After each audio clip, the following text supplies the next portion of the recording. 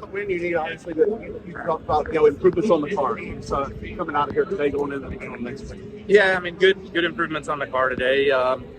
When those guys were running O's and teens, we were only running 30s, so we had a little bit more to go, but the balance was a little bit off. So just being too tight center exit both ends of the racetrack would hinder that speed that we needed to be able to wrap the corners a little faster to keep that momentum rolling. So, but overall, great day for the Lucas Oil Chevrolet, and Randall and the guys made some really good pit calls there to keep us our track position, get us up front where we needed to be, cycle back forward where we needed to be, and we fought in the top 10 all day. How important is it just Yeah, no, I mean, that's definitely good as well too.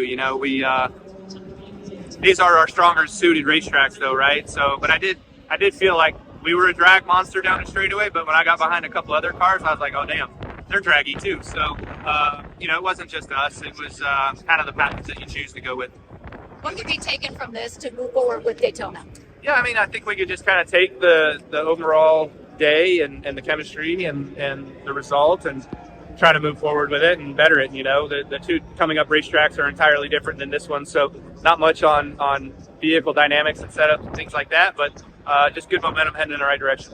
Yeah, there was a mistake in the first pit stop yesterday, I should say, in which it was short filled, but that put you in such a great position. Is there something good that can be learned from that mistake? Well, yeah, I mean, it kind of flipped our strategy a little bit. We wanted to be on strategy with some of those other guys, and it actually got us off strategy for them.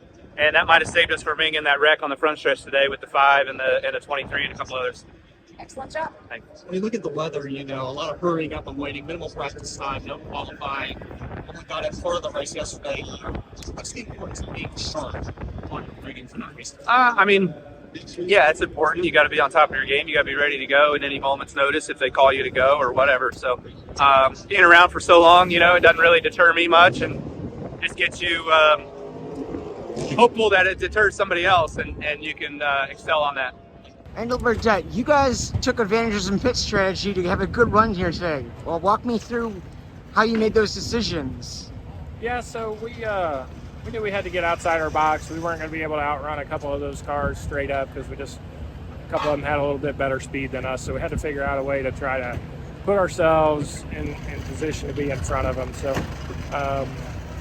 we stopped before the first stage was over yesterday and stayed out and ran as long as we could on fuel to try to put ourselves in the window to have the option to stop one more time after we had stopped one at 91 or 92. So that put us really close on fuel. The cautions helped us.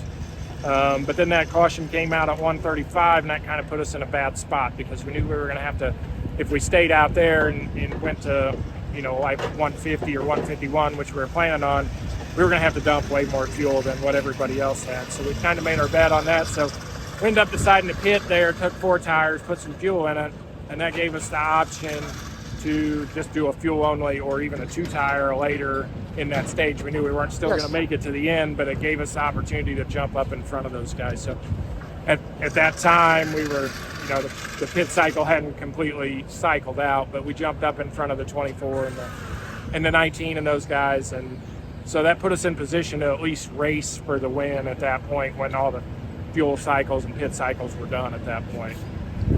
The 2-tire stop, was that just try and jump those guys, or was that? That's exactly what it was. Like we had pressure lefts, like we had fresher lefts, and we didn't need as much fuel, so we only needed 2 tires at that point. So that was to jump in front of those guys and make them pass us, instead of us trying to figure out how to pass them. So that's what we did, and it worked out. We cycled in front of them. We were just a little too tight. We didn't get the full adjustment that we wanted on that pit stop to get the car freed up. So we were just a little bit too tight to hold them on there at the end. But, and was there any debate on the final caution of coming in and pitting? No, I don't know. Track position was so important, and the tires fired off really good. After they cooled down, they would refire, and you could get going pretty good. So there was really no debate on our part about pitting there at the end when the cautions came out.